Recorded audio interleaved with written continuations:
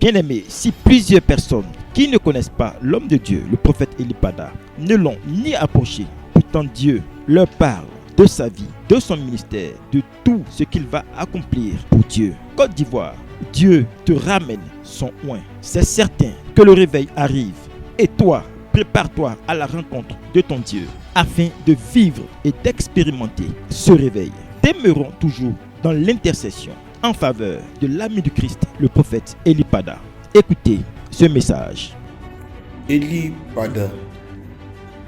Nombreux sommes-nous qui nous posons la question de savoir où est passé le prophète Eli Pada. Nombreux sommes-nous qui nous posons la question, mais d'où est passé ce grand homme de Dieu, Eli Pada? Je précise pour dire que Eli Pada était serviteur de Dieu vrai ivoirien. Un serviteur de Dieu qui, si nous pouvons nous résigner sur l'Ancien Testament, était comme la réincarnation de Élie. C'est-à-dire Jésus comme la réincarnation de Élie, mais Eli Pada comme la réincarnation du prophète Kakou Sévéré. Waouh! Un serviteur de Dieu authentique qui, avant sa conversion, était passé dans les chaînes des ténèbres. Quelqu'un dont Satan avait malmené la vie, dont Satan avait voulu faire de lui un serviteur du diable.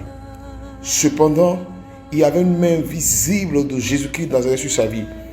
Eli Pada est un serviteur de Dieu authentique. Eli Pada est un prophète authentique. Depuis quelques années, Eli Pada a commencé à révéler des choses comme un prophète. Des choses qui arriveront et qui sont arrivées dans cette nation. Des choses qui sont authentiques. Car, comme nous le disons, nous ne pouvons que reconnaître un serviteur de Dieu, un prophète vrai, par l'authenticité et les attitudes de ses prophéties. Eli Pada est un prophète de notre génération. Je sais de quoi je parle. Cela fait plus de 22 ans que je sers le Seigneur à mon jeune âge. Pour ceux qui me connaissent savent de quoi je parle. Ayant légué ma jeunesse à Jésus-Christ, je connais ce qu'on appelle un prophète et un vrai. Eli Pada en est un. L'un des prophètes majeurs de cette nation. Et depuis un certain temps, ce prophète l'a perdu de vue. Nous ne savons où est Eli Pada.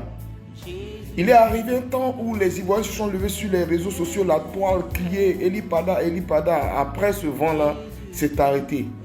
Je viens par cette vidéo vous donner de bonnes nouvelles. Non pas des nouvelles informatiques, c'est-à-dire des nouvelles que j'ai reçues de manière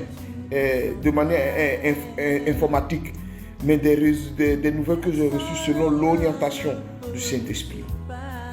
Vous savez, en Israël, la vie du prophète Élie, le prophète authentique, le prophète majeur, a été persécuté par Jézabel. Et Élie est parti dans le désert où personne ne savait où était Élie. Personne ne savait où était Élie. Et c'est pourquoi dans la Bible on le surnomme Élie le Tishbit, parce qu'on ne sait pas. Ils ont fouillé sur ces personnes qui connaissaient Élie. Élie n'a pas été trouvé. Cependant, le Saint-Esprit l'avait caché dans la gêne du désert pour mieux le préparer. Pour mieux le préparer. Eli Pada reviendra. Il n'est pas mort. Il est parti comme Élie se réfugie. C'est pendant ce temps que ce serviteur-là va rencontrer Jésus-Christ. Il va rencontrer le Dieu sacré des Hébreux, Elohim. Il va rencontrer le Dieu sacré des Hébreux qui s'était manifesté en Afrique sur le mont Sinaï.